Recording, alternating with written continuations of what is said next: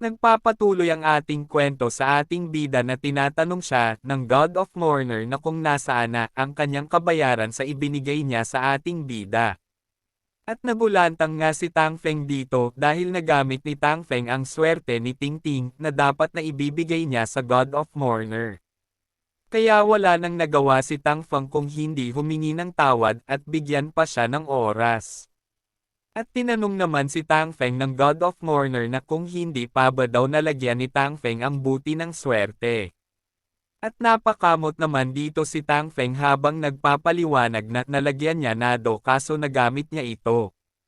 At nagalit nga dito ang God of Mourner na kung bakit daw ginamit ito ni Tang Feng.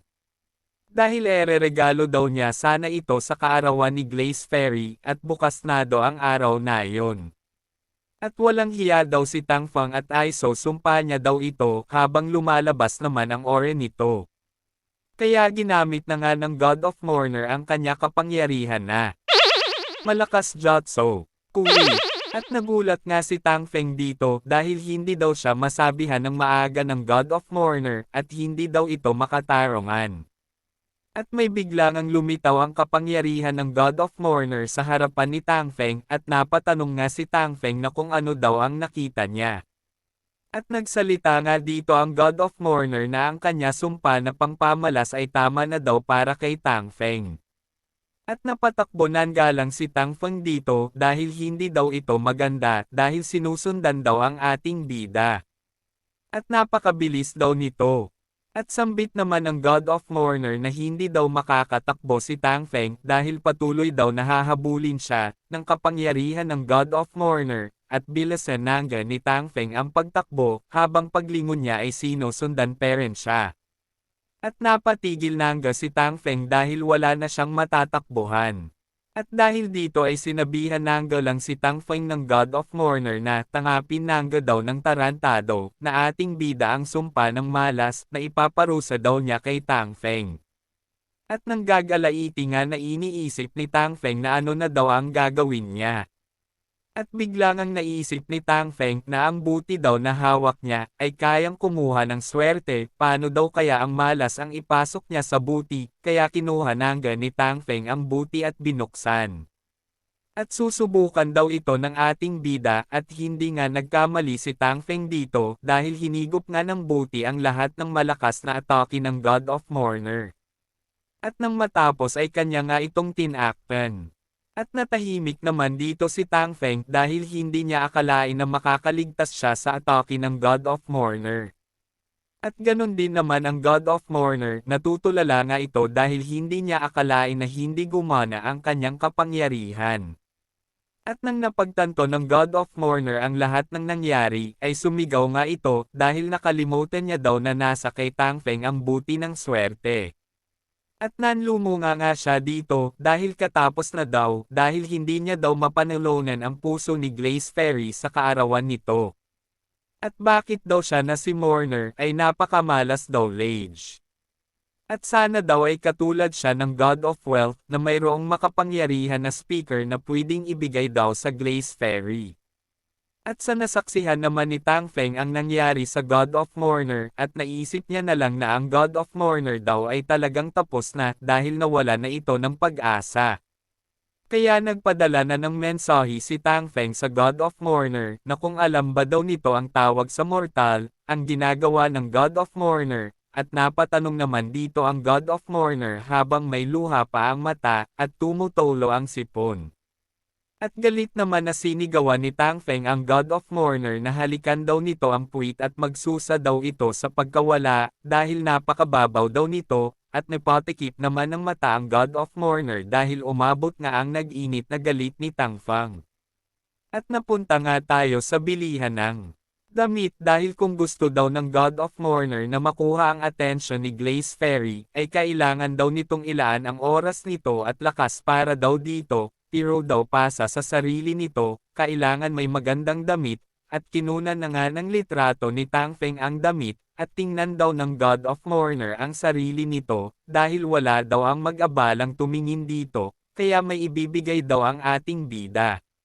At lumabas nga ang magarang damit sa God of Mourner at isuot daw ito ng God of Mourner sambit naman ni Tang Feng sa kanya. At makikita nga natin na sinuot na ng God of Mourner ang binigay ni Tang Feng dito at may kasama pang relo.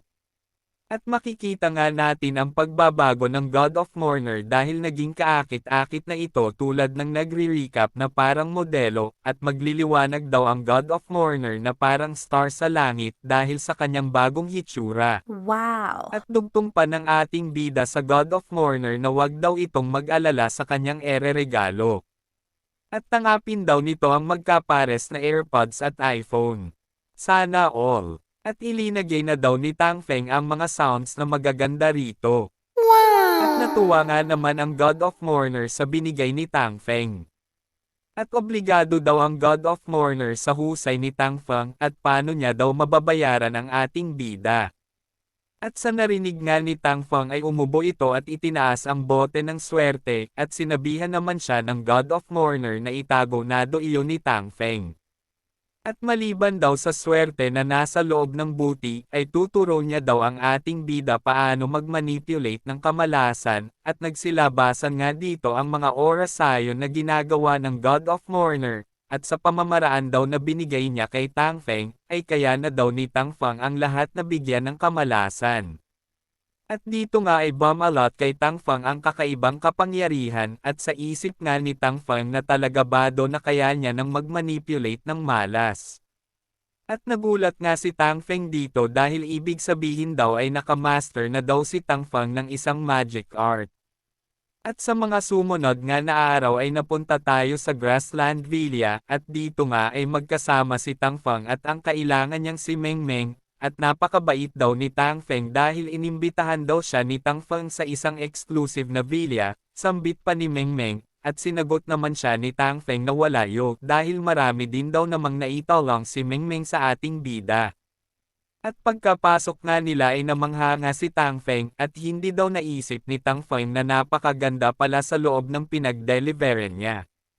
At ang lobby daw ay napaka-majestic. At bigla namang may tumawag kay Tang Feng na isang babae, na sambit pa nito na Hoy Hoy Delivery Boy, ang kitchen daw ay nasa North Gate at bakit daw andan ang ating bida, at nagulat naman si Tang Feng dito. At pinakita nga dito ni Tang Feng ang kanyang dala na malalaking banagan, dahil sa oras daw na ito ay hindi daw siya pumunta para mag-deliver ng goods kundi magdala daw. At ang dala niya daw ang ingredients at nagsalita naman ang babae na sariling ingredients ba daw ni Tang Feng. At nagmayabang nga ang babae na exclusive villa daw sila at hindi daw allowed ang magdala ng ingredients. Hampas lupa. At kung umabot ka na sa video natin ay maaaring mag-like at subscribe para ganahan tayong mag-upload mga idol. Salamat. Nagpapatuloy ang ating kwento sa kaganapan sa Grassland Villa. Nang napatikom ng kamao si Tang Feng dahil sa pinagsasabi ng babae, at anong pag-uugali ba do ang mayroon ang babae, at wala man lang daw itong respeto. Pero bigla namang tinapik si Tang Feng ni Meng Meng na siya na lang daw ang bahala. At linipitan nga ni Meng Meng ang babae, at tinoro niya ang sarili niya at si Tang Feng, na nakita pa do ng babae na mga class G sila, at nag-alala ba daw ang babae na hindi sila akapagbayad. At sa isip naman ni Meng Meng napakaganda daw ng babae. At nagsalita naman ang babae na anong class G ba do, at hindi niya daw alam, at sino ba daw sila ni Tang Feng na mga tao-una na pumasok sa lugar nato. At dahil sa pinagsasabi ng babae ay naiinis na si Tang Feng, at binuksan na nga ni Tang Feng ang buti, dahil pinilit daw siya nga walang hiya na babae, at didisiplinahin niya daw ang babae para kay Manager Liu. At may narinig naman si Tang Feng na boses at sambit pa nito na hintayin daw siya ni Ming at nagsalita naman si Ming layuan daw siya ng lalaki. Ito pala ang babaeng si Ming na bumisita sa bahay ni Tang Feng kamakailan lang. At wag daw siyang hawakan ng lalaki at sinagot naman siya ng hanggal na hintayin daw siya. At natuwa naman ang babae sa pagkakita sa mga bagong dating dahil si Xing Longcheng daw ito, ang young master ng Dragon International. At si Lin Mengjia daw ang kasama nito, ang young lady ng Maple Group. At dali-dali ngang linipitan ng babae ang mga bagong dating at welcome daw sa Grassland Villa at napakahalaga daw ng presensya ng dalawa habang pinatabi naman niya sila Tangfang. Nagsalita naman si Mengmeng na napaka-snowbird daw ng babae at napalingon naman si Tangfeng nang may tumawag sa kanya. Ito pala si Minja. At sa wakas daw nakita niya na si Tangfeng. At alam daw niya na nandito si Tangfeng at masama naman ang tingin ng Hangul kay Tangfang. At tinuro nga ng Hangul si Tangfeng dahil pumunta lang ba daw si Minja dito para makita ang taga-bukid na si Tangfeng.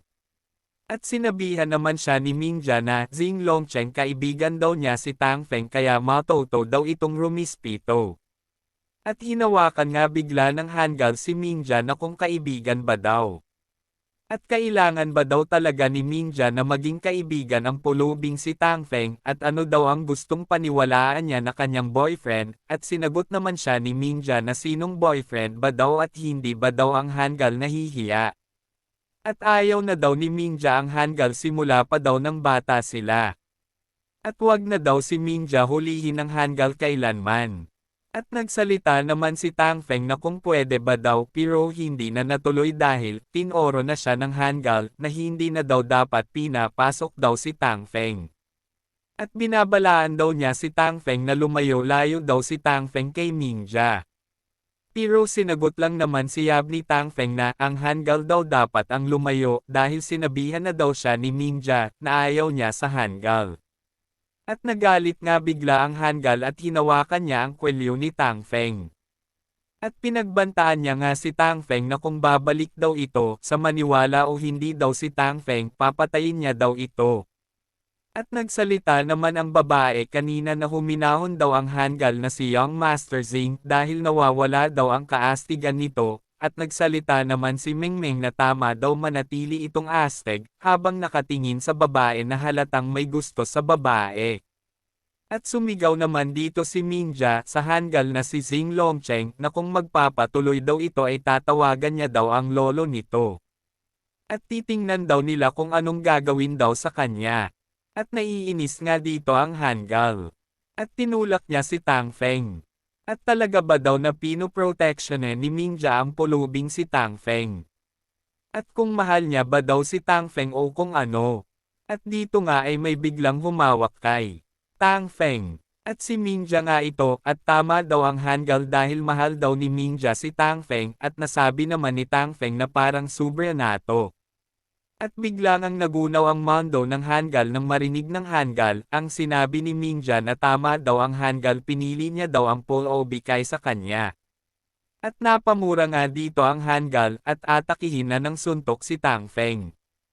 At natama naman dito si Tangfeng at natamba nga ito. At ngumisi nga ang Hangul dahil basura daw si Tangfeng. At nag-alala naman dito si Minja. At dali-dali namang tinulangan ni Minja si Tangfeng at nababaliw na ba daw ang Hangul na si Longxing. At tatawag na daw siya ngayon. Kaya kinausap na ni Minja ang lolo ng Hangul dahil gumagawa na naman daw ng gulo ang Hangul na si Xing Longcheng at sana daw pigilan ito ng lolo niya. At pagkarinig ng Hangul ay linipitan niya si Tangfeng at walang hiya daw ito at papakawalan niya daw muna itong anayan.